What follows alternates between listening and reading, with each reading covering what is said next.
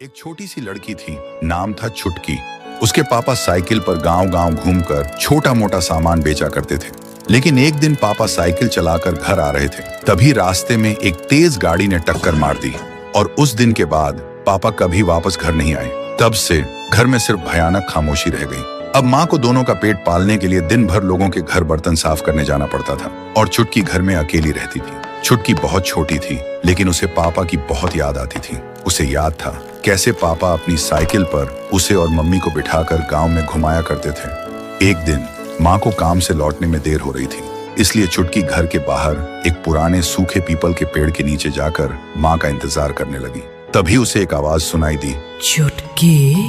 छुटकी डर गई और इधर उधर देखने लगी, लेकिन फिर से आवाज आती है, छुटकी, मैं यहाँ हूँ। फिर छुटकी डरते हुए पेड़ के पीछे जाती है और उसने देखा पेड़ के तने में एक सुरंग बनी है। तभी उस सुरंग से एक और आवाज आती है, मैं तेरा पापा हूँ। छुटकी की सांसें रुक जाती हैं। वह रोती हुई बोलती है, पापा आप कहाँ चले गए थे? सुरंग से आवाज आती है, मैं यही हूँ, बस तू मुझे देख नहीं सकती, लेकिन अगर तू अंदर आ जाए तो हम हमेशा साथ रह सकते हैं। छुटकी की आंखों में आंसू आ जाते हैं। फिर वह पेड़ के सुरंग के अंदर देखने की कोशिश करती है। अंदर घुप अंधेरा था। तभी अचानक उस अंधेरे में दो लाल आंखें चमकी, लेकिन इससे पहले कि छुटकी कुछ समझ पाती, अगले ही पल पेड़ छुटकी को अपने अंदर खींच लिया और पेड़ के अंदर से एक खौफनाक हंसी गूंज उठी।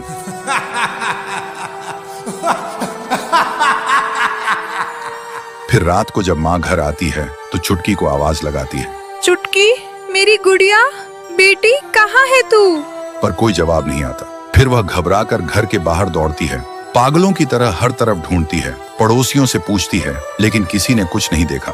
और फिर ढूंढते ढूंढते उसी सूखे पीपल के पेड़ के पास पहुंच जाती है। तभी उनकी नजर पेड़ के नीचे छुटकी की एक छोटी सी चप्पल पर पड़ती है। देखते ही माँ का दिल जोर से धड़कने लगता है। फिर उसने देखा पेड़ की छाल पर खून से लिखा था, पापा के पास जा रही हूँ। देखते ही माँ सन्न रह जाती है और वहीं गिर के दहाड़ मार मार कर रोने लगती है। लेकिन ट्विस्ट ये था, उस पेड़ के अंदर छुटकी के पापा नहीं थे। वहाँ एक पुरानी भूखी रूह रहती थी, जो सदियों से अकेली और दुखी बच्चियों को उनके अपनों की आवाज बनकर बुलाती थी और फिर उन्हें पेड़ के अंदर खींच लेती थी।